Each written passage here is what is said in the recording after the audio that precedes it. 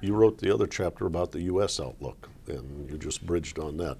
How do you see the United States and its challenges at the moment? Well, I felt that we'd have a good year in 2011 because we had tremendous monetary and fiscal stimulus. We had the QE policy from the Fed going back to last autumn. Then in December, the congressional Republicans in the White House agreed on a $700 billion tax cut program, taking effect this year, extending the Bush tax cuts out for 2 more years, agreeing to cut in Social Security taxes, and giving the corporate sector another $100 billion of accelerated depreciation. So I felt with all this stimulus, we'd be guaranteed to have a reasonably good outcome this year. We had a disappointing first quarter, 1.8% growth, because of problems with cuts in defense spending, the impact of cold weather on non-residential construction. But I do believe the growth rate will come back in the second half of the year to the 3 and 4% range.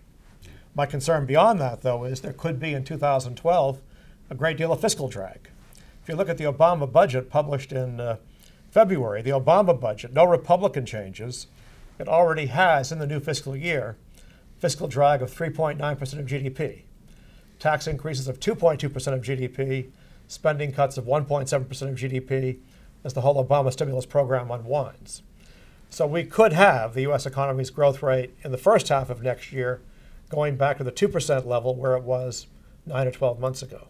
It's an interesting thing that Obama gave a Sputnik moment speech Yes. at the State of the Union address, Yeah. and the budget documents don't seem to reflect that. Not at all. Not at all.